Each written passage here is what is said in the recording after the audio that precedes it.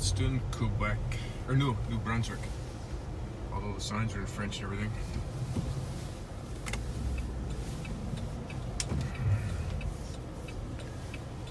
And they got a lot of snow here. A lot of snow.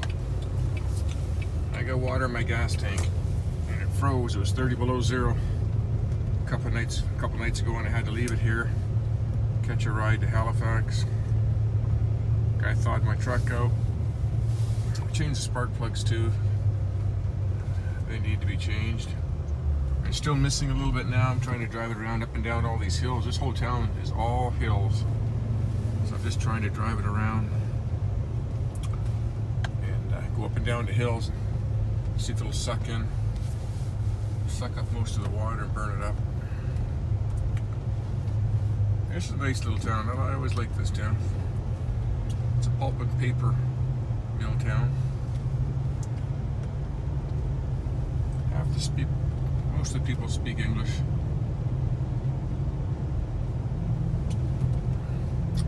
But I haven't seen this much snow in quite a few years. The highway 2 in New Brunswick from Fredericton to Moncton going eastbound is closed tonight, so I'm staying in that hotel right there. Nope, not that one. A little farther up, I think. Happy Hotel.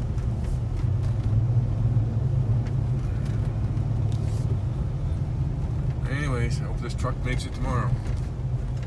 Because from here to Fredericton, there's nothing. If it breaks down, it's a big tow charge. Okay, I'm signing off. It's getting busy. Okay, I'm going to try to do this. This trip out east I did in the fall, some of the subscribers might remember, to see my father. He wasn't very well. He had a lot of battles going on. Parkinson's, prostate cancer. He had a pig valve put on his heart. He had one kidney removed from cancer 8 years ago. And with Parkinson's, you lose control of your muscles, so he couldn't swallow food near the end. So he was losing weight and losing more weight. And they thought they'd put a feeding tube in because he was pretty healthy and alert and everything. And there was complications with that, and he had a fall, broke his hip, and then succumbed to that within a couple days. But his 90th, that was in November 19th. And he wanted to be cremated, so he made his own cremation box. I think I got a picture of that. He worked on that for, I think, the last 2 years, knowing that it was coming. And so he was going to be 90 on January 21st, 2019. And if he had survived to his 90th birthday, he wanted bagpipes and beer. So that's what we did. He was cremated, and we had a celebration of life on his birthday. And there was bagpipes playing and lots of beer. But he wrote his own epilogue. He basically made his own program. There's my father there. He wrote a book. It was called An Interesting Life as well too. I think he wrote a couple books. Not really widely published or anything like that. And I think he did one on poems too. He's always writing poems his whole life, ever since he was a kid. Pretty good poems. I'll see if I can read this one. He wrote this for his epilogue. Here's how it goes. No more the feel of cold snow on my face. No more the warmth of springtime sun. No more the crunch of leaves beneath my feet. My travels on this earth are done.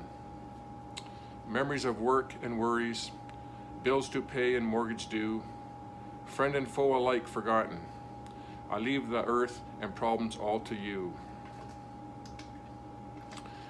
No darkness and no light exist, no thought of kith and kin, friendships linger in the dust, no more than noise and din.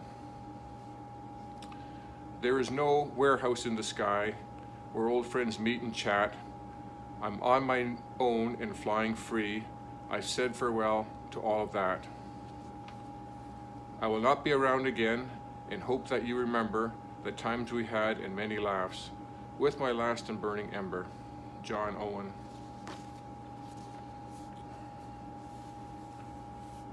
He also wrote a thank you for everybody. You know, we're coming from all over the country and the world, really, to the celebration. So he wrote a little note at the bottom there. To everyone who came to the party, to those who traveled long distances, to those who offered their homes in accommodation, to those who helped in so many ways, and to those who generously donated to Halifax Hospice, we thank you. So he wrote that as well too. And then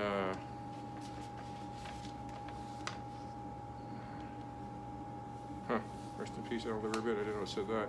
But actually at the back of the program here is basically an epilogue of his life. I'm not going to read all that, but actually if you Google his name, you'll find that at the funeral home. If you Googled his name in Halifax, you would find that, I'm sure. He did a lot of things in his life. And I was born in Northern Ontario. I mean, way up north, far as you could go at the time. And my sister was born in James Bay, you know, and that's an Eskimo village. Moosonee, a moose factory. And I was born in Nikena, so were my other brothers and sisters. And he was a game warden up there. When they first went up there with my mother, he cut firewood for the CN Railway, for the trains. The trains ran by steam back then, so they needed wood. So that would be in the around 1950, I believe. Late 40s, early 50, I'm not sure. Well, my sister was born in 1950, so it was before that. So, or 50 she was born, 51. So it was before that, 1949, 1950. So we had a lot of different jobs.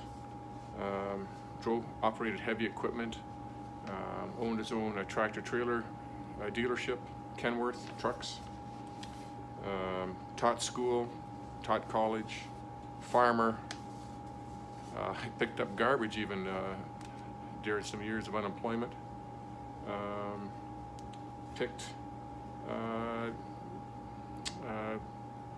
Worked on farms picking, I think, I forget what kind of stuff he picked, but tomatoes and stuff like that around Aylmer, Ontario. A lot of different jobs. In his book there, his book is called An Interesting Life, and he saved 2 people's lives in Lake Superior that had got blown over in their canoe, and I believe it was late fall, so the water is always just above freezing in Lake Superior, summer or winter, and they were just about drowning in the water, and like there's nobody there. I mean, this is out in the middle of the bush, middle of nowhere, where he was, and he just happened to be out in his boat with, I think he was a game warden at the time, working for the ministry, and he just happened to be out on his motorboat, and with this partner or assistant or whatever, and I don't know what they were doing out there, but like there's nobody on the water, choppy waves, and it was windy. That's what blew the canoe over, and they just happened to see these 2 guys in the water trying to hang on to this canoe like frozen. So it's just a miracle that he was there. And this isn't in Thunder Bay or anything. This is like way out of North Superior, and picked him up. It's just a miracle that he was there. Picked him up, got him to shore. I think there was a cabin or cottage or cabin, or what do you call a hunter shack or something like that. They got a wood stove going, a fire going, and thawed them all out and kept them alive. Well, that was one of the stories in there. He also was worked in Nicaragua on 2 or 3 ventures, helping the people down there in the, I think in the early 80s or mid 80s, when their government was changing from you know, dictatorship. Oh, it changed all different types of governments they had in Nicaragua. But anyways, that's why we headed out east, was for my father's funeral or celebration of life. And my truck broke down, froze up. It was so cold. and the roads were glare ice. A couple of times on that glare ice, I'm going 80, 90 kilometers an hour, my truck just started to drift. Just started to turn like this. And I was just lucky to keep it straight. Lots of cars and trucks in the ditch. Oh yeah, and over here, these are my father's old skates. His wife gave to me. And these are a lined skate, like they're got protection on the inside. And that's the difference between a hockey skate and like a pleasure skate, you know, at the rink, is that they're lined. Because I've had both pairs of old pairs. And my father tried out for the Detroit Red Wings in the late 40s. And because my uncle lived in Detroit, Uncle Fred Witherspoon, and he got him a tryout with the Detroit Red Wings because, you know, he's a big strapping young Canadian, and so they tried him out, and he said he was pretty good. They wanted to put him in their farm camp and train him, and he turned it down. He wanted to leave the big city life and go live in northern Ontario with my mother. My mother's born in Detroit, a big city girl. Left you know, one of the biggest cities in the United States at the time to move into a little village like Nikina, you know, with a couple hundred people in the middle of nowhere, with you know, a lot of native Canadians living there. And she was in culture shock when she moved there, but we all survived. And yeah, he did a lot of interesting things. Sailed across the ocean. I think when he was 72, he sailed across the ocean to the Azores in a friend's boat, homemade boat, sailboat. He was sick the whole way. You get seasick pretty easily. And you know what, after that trip, he was never quite the same. I think maybe a little hemorrhage in his brain or something like that, but his memory kind of went a little bit. He lost a lot of weight, and he was never quite the same after that trip. But he always wanted to do it, and he did it, and he said he'd never do it again. It was rough seas the whole way. Anyways, I think that's it for this video for now. I'm doing a video on this skidoo here, rebuilding the skis here. That'll be coming up shortly. Thanks for watching. This is a tribute to my father. Thank you.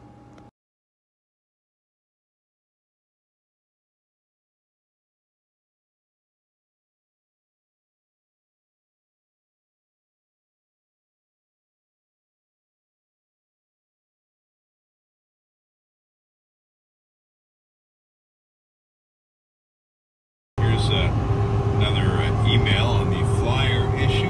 Paul Azawi writes, the problem isn't the flyers, but how they deliver them. Put them in a mailbox or by the door. My friend has tried to stop the delivery of these flyers, and they still get thrown in her yard, not just the driveway. Red sky in the morning, sailor's warning. We'll get to those when time permits. Supposed to be pretty good Time now for your CBC News headlines. Good morning.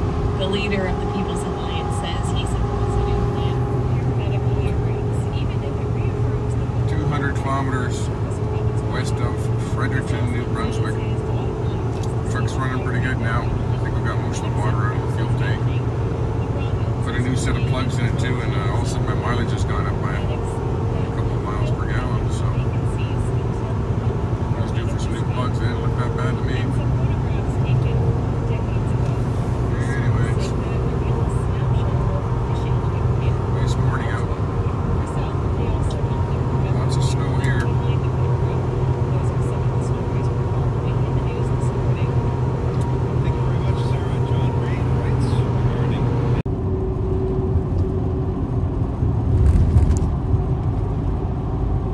Highway's a sheet of ice, about an inch thick. In the right-hand lane, there's some bald spots, like that. And it's really hard to steer. And it grabs into the bald spots and hits an inch of ice like you're all over the road. But this side, driving on the 1 inch of ice, I gotta be careful here. It's a lot easier to drive.